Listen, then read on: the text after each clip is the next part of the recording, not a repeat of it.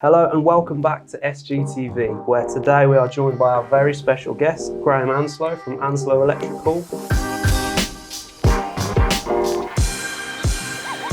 Hi everybody, my name is Graham Anslow from Anslow Electrical, based in Shropshire. Mainly do domestic and agricultural, so a bit of three-phase as well, getting out on the farms with the animals and stuff, as well as the residential property. So mainly rural, so it's nice to get out there and not just stuck in the house. So I'm quite jealous actually. Yeah, not many offices and that, so it's every day's a different day. How did you sort of get into that? You know, because it sounds got quite a niche line of work. How did you? Yeah, I was lucky really. Basically, the apprenticeship I went with, the guy was mainly an agricultural, electrical contractor. So as you can imagine, the college course over the 4 years, they only really teach you, the domestic and touch on a bit of industrial, but obviously I gained, that agricultural side through working for that company. So you mentioned phase 3. So what sort of, how does that vary from your typical domestic sort of install and system setup? Yeah, it's just more industrial. Obviously bigger cables, higher voltages, that kind of thing. So it's not something like say a domestic electrician tends to touch on, and they can be a bit wary and scared of going into that. But it's just I find it better because in that industrial environment you can basically show off your work. Yeah.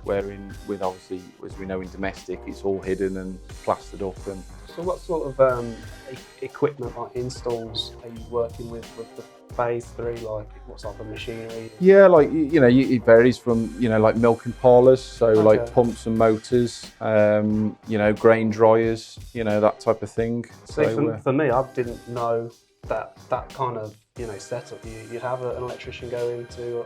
To me, I thought it's all quite commercial, that type of thing. Yeah, but it's completely separate. Yeah, separate. Yeah, it is. Yeah, and it's in a way, it's not just doing the wiring. You've got to really understand how that machine works to then be able to wire it correctly and that kind of thing. So it's every day's a challenge, and as you can imagine, fault finding, it's a lot more complex as well compared to domestic. So it's agriculture.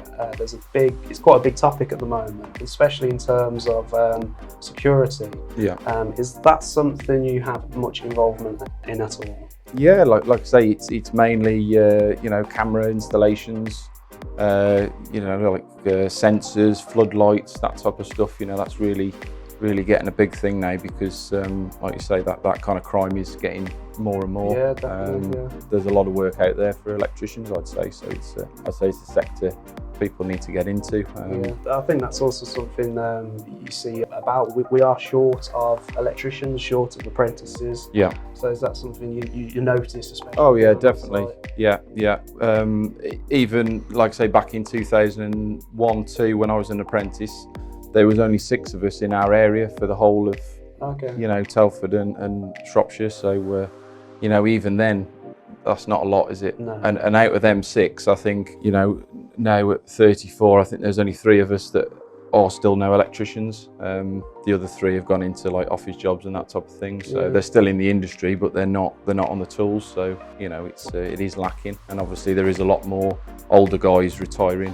I actually had a phone call the other day from a local college, asking me if I could take somebody on, but I'm not in the position to do so, unfortunately. So I think there is young people out there that are willing to do it, but it's just, I think we're relying on the bigger companies to take them on. Yeah, it's the paperwork side of it that kind of stops you, and I don't think there's enough help from the government. So it's that kind of puts everybody off, I think. Yeah, it's more hassle than you've got to pay into pensions and all that kind of thing. Yeah. Right then, so what we're going to do, we're going to be talking to Graham further about several different issues and topics on the electrical industry. And if you'd like to see them and find out more, please do subscribe, and we hope to see you again soon. Thank you for watching.